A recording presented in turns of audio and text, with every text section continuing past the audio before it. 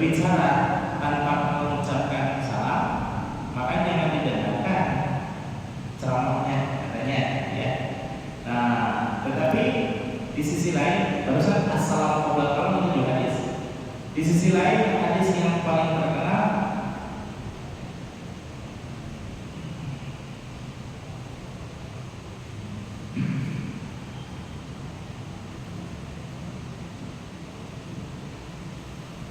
Mamin Badlin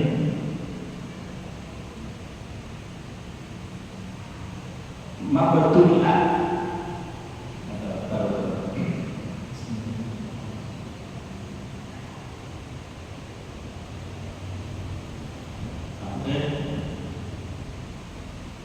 Ma'budi'ah Bismillahi Fahuwa aqqa Au ajdam Au aqqa Kullu amrin Dibatin, setiap perkara yang dianggap baik, dibatin dianggap baik, la yudau tidak diawali dengan bismillah, tidak diawali dengan lafaz bismillah ataupun ucapan bismillah, fahuwa aqqa, maka itu terputus dari apa? Terputus dari min rahmatillah, dari rahmat Allah. Au aqqa, atau seperti hewan yang terputus telinganya, au ajdam, atau seperti hewan yang terputus buntutnya, dalam arti kurang barokahnya. Nah, berhubung ini kekuatannya sama hadis dengan hadis. Yang satu menyatakan assalam qablal kalam, bahwa salam itu sebelum mengungkapkan kata-kata. Namun di sisi lain Rasulullah SAW menyatakan kullu amrin ibadin la yudau fihi bi bismillah fahuwa aqta au ajdam au aqta. Maka kalau ada sesuatu yang dianggap baik kata Rasul tapi tidak diawali dengan bismillah pada perkara tersebut, fahuwa aqta au ajdam au aqta, maka hal tersebut dari ketiga lafaz itu au aqta au ajdam au aqta itu menandakan makna yang tersirat dari tiga lafaz tersebut adalah kurang barokahnya. Nah, ini juga bisa menjadi alasan bagi sebagian para khatib ya, di dalam mengungkapkan khutbahnya ada yang sesuai dengan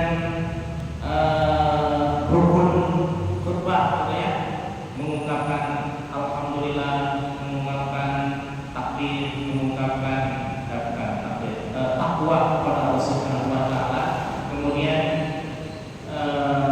membacakan salah satu ayat dari ayat-ayat Al-Qur'an Al-Karim, kemudian duduk di antara dua khutbah dan khutbah yang kedua bersama. Nah, jadi di situ memang rukunnya tidak mengungkapkan bismillah, hanya mengungkapkan mensyaratkan alhamdulillah. Jadi kadang ada khatib yang langsung bismillah, langsung alhamdulillah ya. Alhamdulillah atau innal hamdalillah dan seterusnya. Nah, tapi ada juga khatib, bahkan banyak ya, termasuk saya sendiri, diawali dengan bismillah. Bismillah, alhamdulillah, wassalatu wassalamu ala rasulillah. Nah, berhubung ini kekuatannya sama, hadis dengan hadis, maka itu terserah. Di mana saja nyamannya, maka silakan, karena itu sama-sama kuat dalilnya. Dan ternyata Profesor UAS kemudian Doktor UAS sama gitu ya, mau pakai dalam khutbah pertama mau pakai bismillah atau langsung alhamdulillah silakan, dan di dalam ceramah mau diawali dengan bismillah silakan atau langsung assalamualaikum juga silakan. Tapi saya melihat dari paparan UAS dan UAS itu bismillah dulu sebelum salam gitu ya. Jadi itulah silakan, bahwa itu perkara yang dibenarkan di dalam dalil, bahwa kedua rukun sama ya, sama benarnya, sama dalilnya, sama hadisnya gitu ya. Berbeda hadis tapi satu tujuan sama ya. Baik, Bapak dan jemaah sekalian, kemarin hanya sebagian ya, hanya preambul dari wal maqsudu fi maji'ihi. Saya ulangi sedikit. Wal maqsudu min maji'ihi. Adapun maksud Allah min maji'ihi mengembalikan manusia ila asfali, ke tempat yang terendah, yaitu alam mulki. Karena alam mulki ini alam dianggap alam rendah karena masih berkumpul antara yang baik dan tidak baik ya, antara makhluk yang suka berbuat jahat dan manusia yang kadang baik kadang jelek gitu ya. Siapa yang berbuat selalu jahat itu setan. Gitu ya. Makhluk ini ada tingkatan keimanan itu ada 5 ya. Pertama, para nabi walaupun ini sama-sama manusia secara jasadiah ya. Maka karena itu di dalam sifat-sifat yang wajib ada di dalam diri Rasul itu aqrabul basyariyah, sifat-sifat kemanusiaan.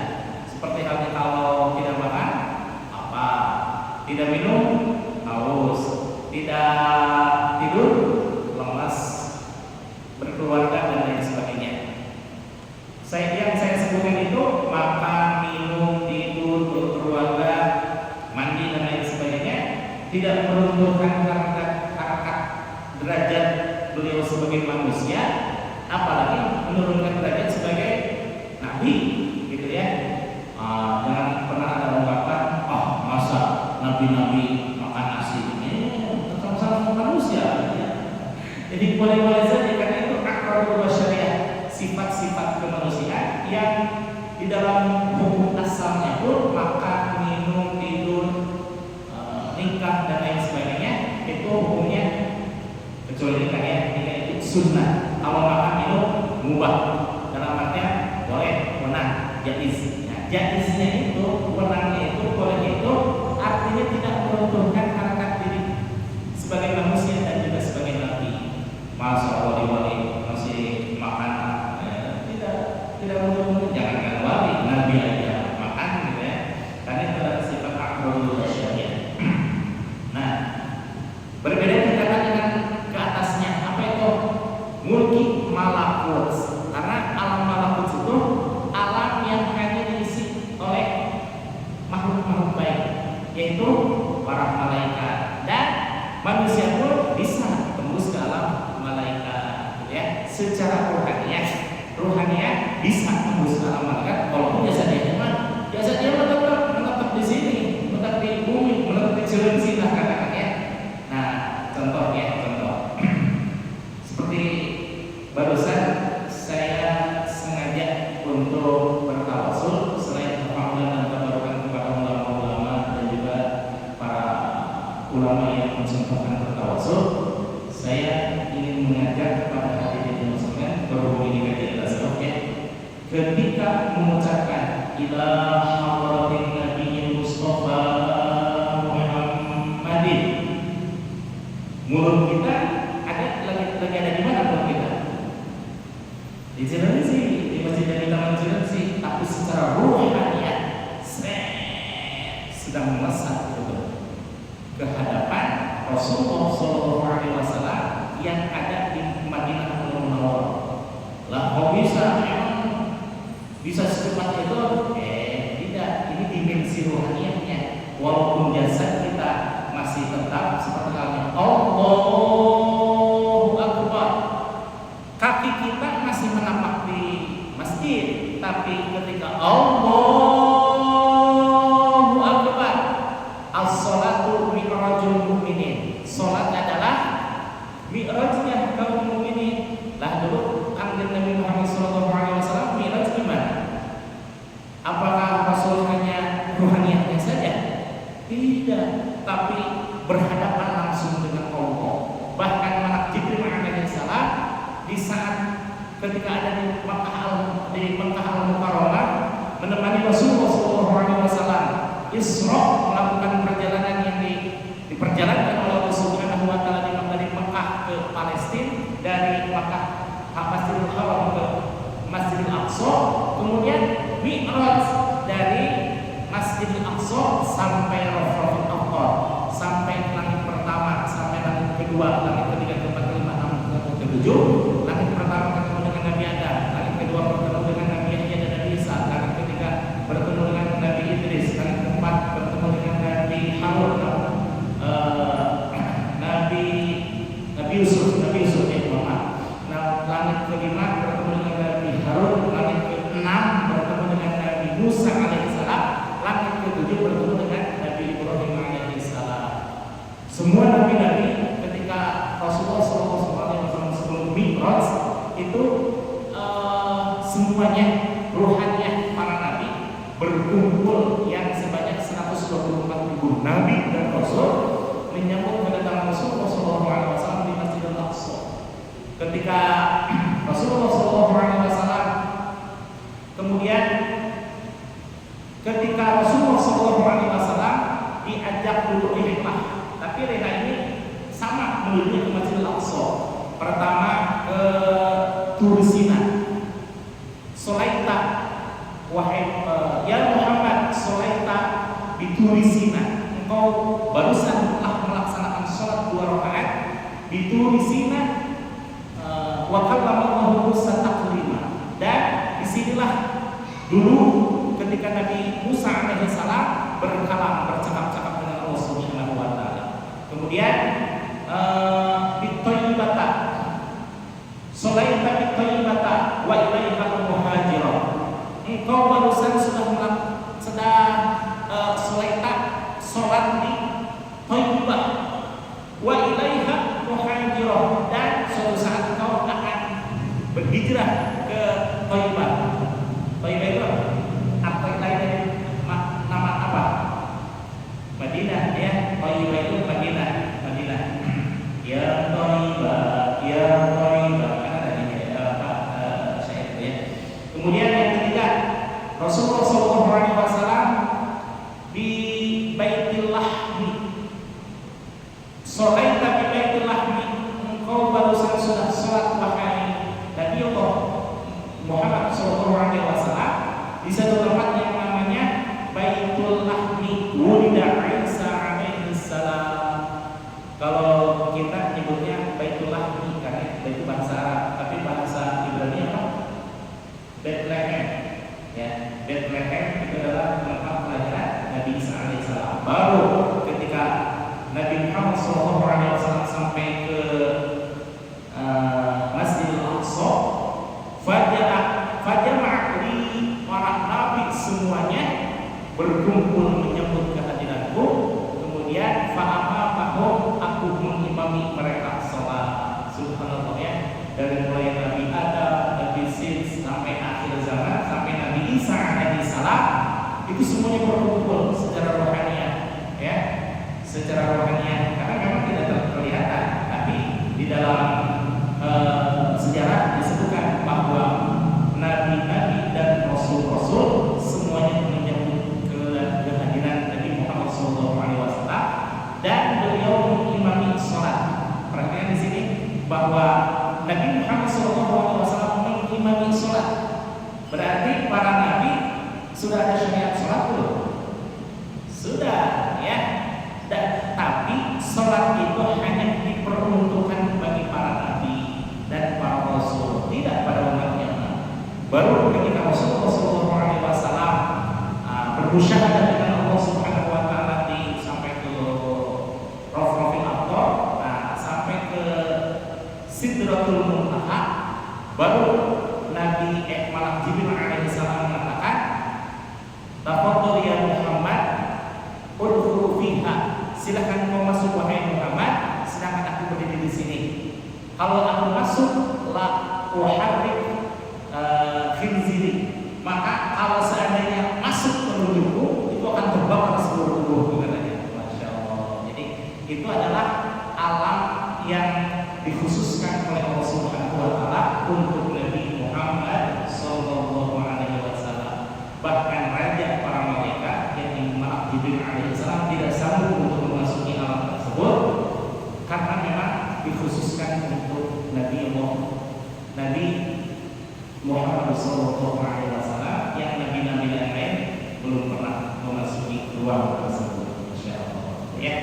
Nah, kalau kita bagaimana ketika kita mengucapkan Allahu Akbar secara jasadiah, kita masih menapak di Cilengsi, tapi ruhani kita langsung itu adalah mi'rajul mu'minin. Kata Rasulullah SAW bahwa ketika seorang mukminat melaksanakan sholat, di saat itulah mereka sedang mi'raj ke hadapan Allah Subhanahu wa Ta'ala. Kalau dulu Kanjeng Nabi Muhammad SAW mi'raj dengan ruh wal jasad, sedangkan kita hanya ruhnya saja, ruhaniyahnya saja. Sama ketika kita ila hadratin Nabi Mustafa Muhammadin sallallahu alaihi wasallam, secara jasad kita berada di Cilengsi, tapi ruhaniyah kita melesat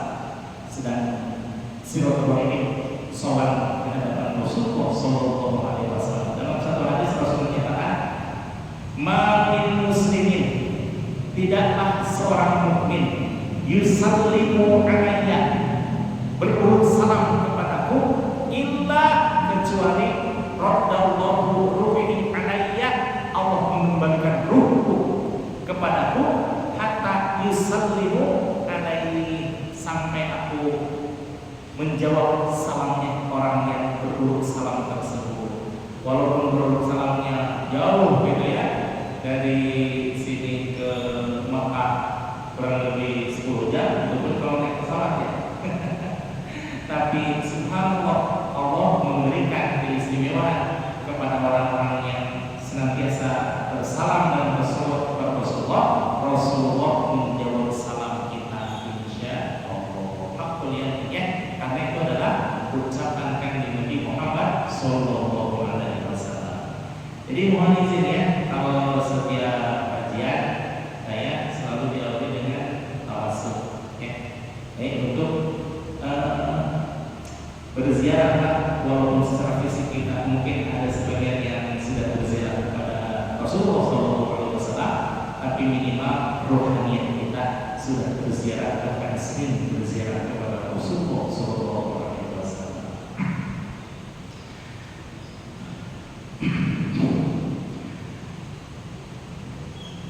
Kasbu ziyadati qurbatin wa darajatin, untuk menyempurnakan penambahan akan kurbah dan juga darajat. Kurbah adalah surga, sedangkan darajat adalah kedekatan kepada Allah Subhanahu wa Ta'ala. Biwasitatil qalbi wal qalabi, dengan perantaraan qalbu dan juga qalb itu jasad, ya. Fayuzrahu bitlut tauhid, kemudian ditanamkan bibit tauhid fi ardil qalbi, di dalam wilayah qalbu seseorang. Fatanbutu, maka tumbuhlah dari bibit tauhid tersebut fi ardil qalbi, di dalam di wilayah qalbunya. Apa yang tumbuh itu? Syajaratut tauhid, akan pohon tauhid. Asluha thabitun, yang akarnya betapa menancap ke dalam bumi. Fi hawa'is sirri, kalau di sini fi hawa'is sirri, bibit tauhid tersebut menancap di hawa'is sirri, di alam sir. Yang sir ini adalah bagian terdalam dalam kalbu manusia. Nah, di dalam hadis qudsi Allah menyatakan, banaitu fi jawfi Adam, aku jadikan di dalam diri manusia apa itu? Qasran, sebuah istana. Jadi Allah mengibaratkan tubuh manusia ini bagaikan istana. Wa fil qasri sadran, dan di dalam istana tersebut hal yang paling penting adalah dada, kata Allah Subhanahu wa Ta'ala. Wa fi sadri syaqafan, wa fi qalbi wa fi sadri qalban, dan di dalam dada tersebut ada satu ruang yang namanya qalbu. Kalau bahasa Indonesianya biasa menyebutkan hati nurani, tapi bukan Hanura ya, bukan Hanura. Itu masih sudah mulai kemana-mana ya. Hati nurani ya. Tapi saya lebih senang menyebutnya dengan qalbu, karena qalbu itu lebih spesifik lah ya, dibandingkan menyebutkan hati dengan qalbu. Itu lebih spesifik qalbu. Kenapa? Kalau qalbu menyebutnya itu seolah-olah langsung menuju ruang batin. Tapi kalau hati, itulah pengen hati ampela. Hati ampela maksudnya apa ya? Bubur pakai hati ampela gitu. Tapi kalau qalbu itu langsung tertuju kepada sisi ruang batin. Tapi kalau menyebutnya hati bisa persepsinya macam-macam. Lanjutkan. Wa fi qalbi syaghafan. Di dalam qalbu itu ada syaghaf. Syaghaf itu ruang yang lebih dalam lagi dari qalbu. Wa fi syaghafi fuadan, dan di dalam syaghaf itu terdapat fuad, terdapat mata hati. Nah, fuad ini subhanallah, kalau seandainya seseorang mata batinnya terarah selalu kepada melihat yang baik-baik, maka yang zuru binulillah, melihat sesuatu itu dengan cahaya Allah. Maka orang yang kadang gitu ya, kadang seperti halnya tidak mengetahui dunia luar dengan adanya medsos gitu ya. Tapi kenapa ketika kita mau sholat, tadi sudah tahu diri kita, tahu nama kita, tahu dari mana kita, apa tujuan kita mau sholat. Itu kenapa? Karena fuadnya, mata batinnya betapa tajamnya.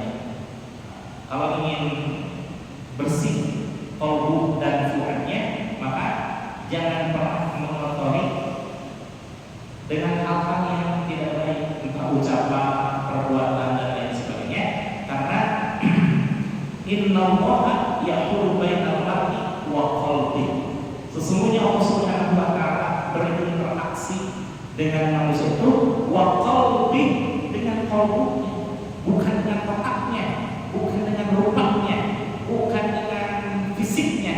Walaupun ketakuannya, tapi kalau mata hati tidak dijaga dengan baik, maka tidak bisa melihat yang zulmin nurillah. Nah, di dalam hadis yang lain Rasul menyatakan, innallaha la yanzuru ila suwarikum. Allah tidak melihat pada rupa-rupa kamu sekalian. Wa la ila ajsamikum, dan juga tidak melihat kepada jasad-jasadmu sekalian. Walakin Allah yanzuru ila qulubikum, tetapi Allah melihat hati kamu sekalian. Padahal hati ini ada qasran, ada sodron, ada qalban, ada syaghafan, ada fuadan. Di dalam fuad pun masih ada lagi titik yang terjadi, apa itu? Wa fi fuadi lubban, dan di dalam mata hati manusia itu ada lub. Lub itu yang paling dalam dari sisi manusia, tapi ada yang paling menentukan hubungannya dengan Allah. Apa itu? Wa fil lubi sirron, dan di dalam lub manusia ada sir. Wa fi sirri anak, dan di dalam sir itu, di dalam sirnya manusia, akulah terdapat yang di situ. Masya Allah ya. Jadi kalau seandainya mata hati betapa tajam melihat suatu kebaikan, kemudian ditambah lagi dengan lub, dan lub itu masih ada sir, maka ulama-ulama tasawuf sering menyatakan sirru tidak melihat sesuatu yang membahayakan, maka silahkan engkau teruskan perjalanan.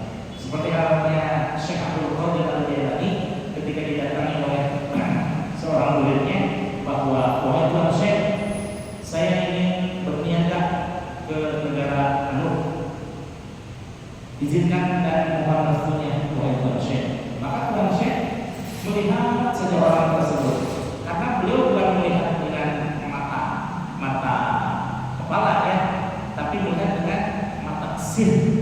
Sir itu yang paling dalam, yang paling istimewa, dan di antara 7 lapis itu ada sir. Tapi Syekh Abdul Qadir tidak serta-merta mempersilahkan. Kenapa? Dia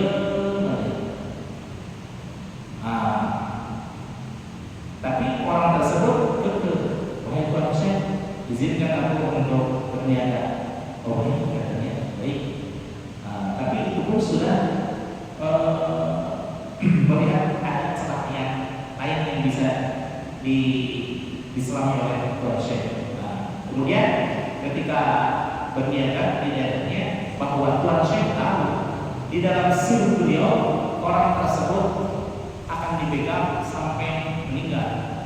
Tapi maklum waliullah gitu ya.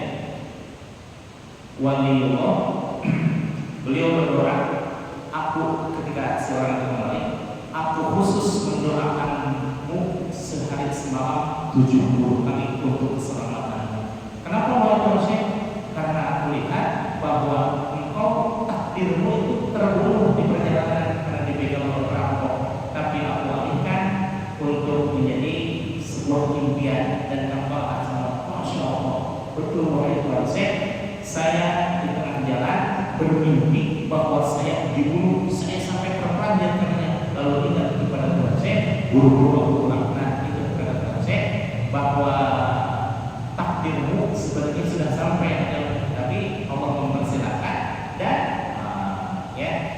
dan takdirnya hanya dialihkan ke dalam mimpi saja. Ya. Apakah ada seperti itu? Sebenarnya Rasulullah SAW diberikan pilihan oleh Allah. Wahai malak Jibril dan malak Israel, silakan kau datangi kekasihku dan sampaikan kepada beliau bahwa sebenarnya ajalmu sudah sampai, tapi aku berikan pilihan kepada kau. Seandainya masih ada hal-hal yang ingin kau kerjakan di dalam dunia ini, maka silakan kau laksanakan. Tapi Nabi Muhammad SAW memilih berjumpa dengan Allah, ya. Maka ya, idza jaa ajaluhum la yastakhiruna sa'atan wa la yastaqdimun. Apabila ajal sudah ditentukan, maka tidak bisa dimajukan dan dimundurkan sedetik pun. Tapi ini khususnya selain para nabi, para wali diberikan pilihan oleh Allah Subhanahu wa Ta'ala. Banyak kisah-kisah yang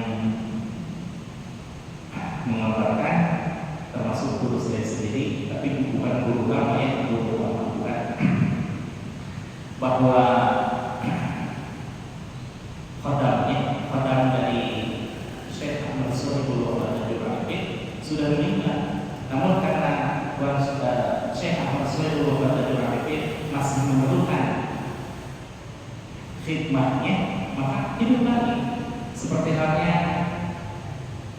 Sunan Bolong di Surabaya, itu ada makam 9. Itu adalah khodamnya Sunan Ampel yang betapa setiap hari kerjaannya hanya nyapu lantai saja, bersih masjid dan sekitarnya.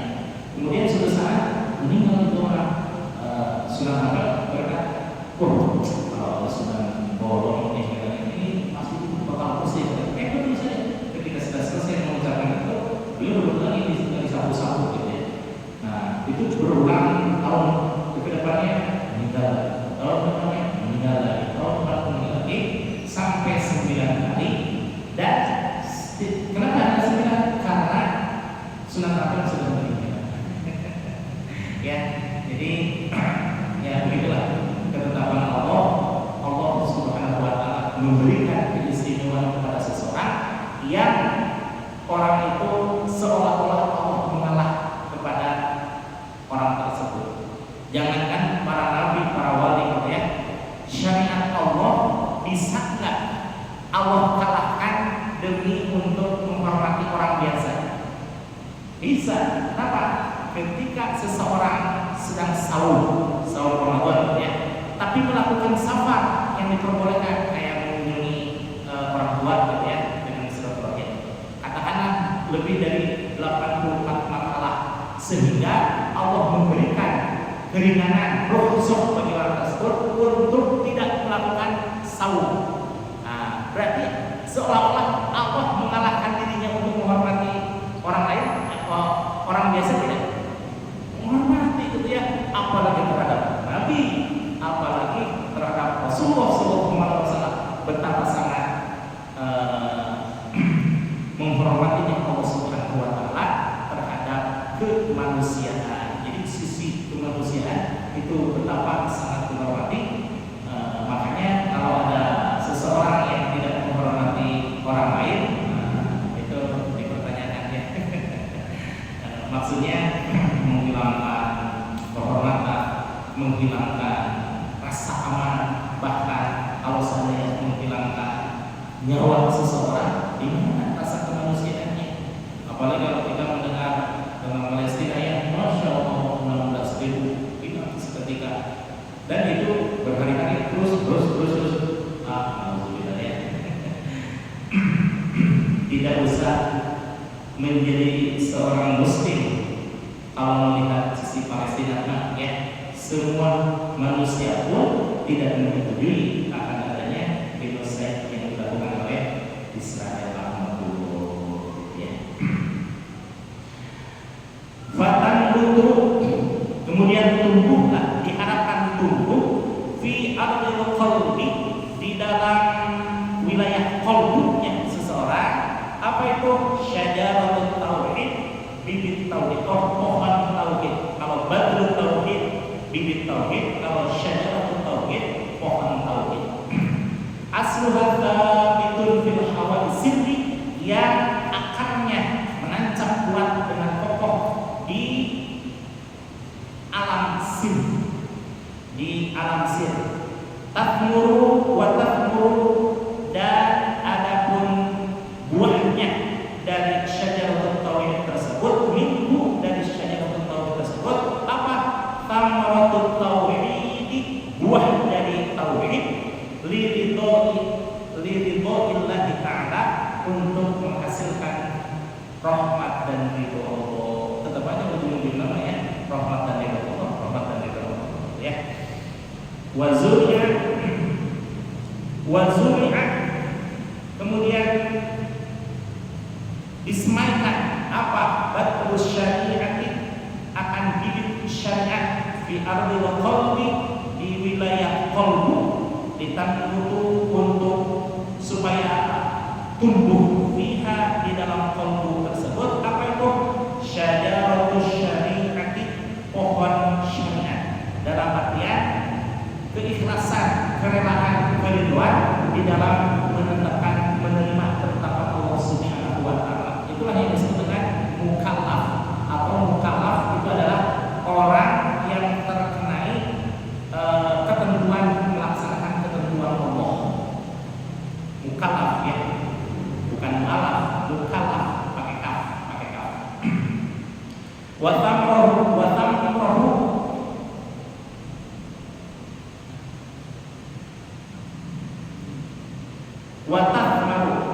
tathmaru minhu, dan menghasilkan dari syajaratus syariah tersebut apa?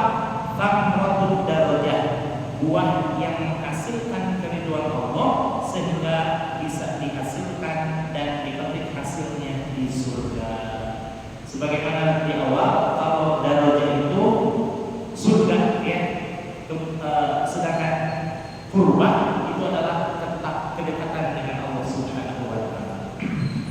Fa'amarallahu, kemudian Allah memerintahkan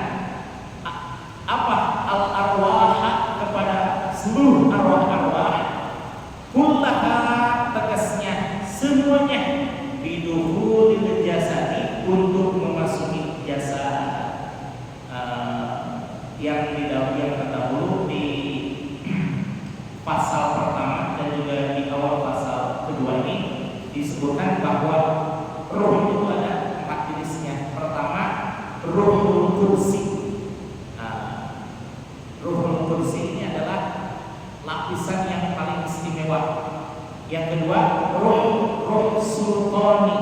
Kalau kursi diartikan kesucian, kalau sultani diartikan raja. Kemudian yang ketiga, ruh ruwani.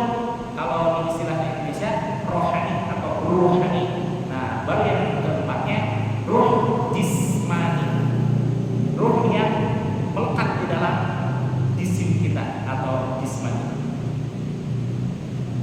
Ada perbedaan antara Arab dengan Indonesia ya. Kalau Indonesia jasmani, kalau bahasa Arabnya jismani, karena jismani ini berasal dari kata jismun, sedangkan jasmani berasal dari apa itu jasmani ya? Wong itu serapan dari bahasa Arab, tapi karena sudah menjadi ketetapan ejaan yang disempurnakan, maka Indonesia bahasa Indonesianya jasmani. Nah, kemudian faqasimu likulli wahidin minha, kemudian membagi setiap daripada ruh tersebut maudi'an minhu, yang menempati tempatnya masing-masing. Famaudi'at ruhil jismani, maka tempatnya ruh jismani fil jasadi, yaitu di jasad. Ma bainal lahmi wad dami, antara daging dan darah ya. Nah, itu ruh jismani. Kalau tidak ada ruh jismani, maka seseorang tidak ada nyawanya. Dalam artinya dia meninggal lah gitu ya. Ini disebut dengan ruh jismani. Wa wudi'ar ruhi ruhani, dan tempatnya ruh ruhani atau ruh ruhani secara rohani kalau baca al-qalbi, yaitu di dalam qalbu. Wa wudi'ar ruh sultani, dan tempatnya ruh sultani, yang tadi saya sebutkan al-fuada, yaitu tempatnya di fuad, di titik lebih dalam daripada qalbu dan syabaf. Kemudian wa wudi'ar ruhi al-kursi, dan tempatnya ruh al-kursi fisirri, ialah di bagian paling lapisan paling dalam. Di dalam hadis kursi tersebut Allah menyatakan wa fisirri ana, dan di dalam sir itulah terdapatnya aku, kata Allah Subhanahu wa taala. Bukan berarti Allah ada di dalam secara fisik, tidak, tapi Allah ada ketika melihat manusia, berinteraksi dengan manusia, ada melalui qalbu, dan qalbu itu yang paling dalam, itulah yang disebut dengan sir. Sedikit lagi, wa likulli wahidin minha, dan bagi tiap-tiap ruh tersebut hanutun, itu ada titik edar fi baladil wujudi, di ruang wujud, di ruang nyata ya. Walahu amti'atun, yang terdapat di dalamnya. Amti'atun itu adalah memiliki potensi, waruhun, dan juga hasil, watijaratun, dan juga manfaat, lantaburo, yang tidak akan sia-sia Allah menciptakan semuanya. Fayambagi likulli insanin, maka penting bagi setiap manusia ayya'rifa, hendaklah dia mengetahuinya, muamalatihi fi wujudihi, di dalam hal muamalah, dalam wujudnya.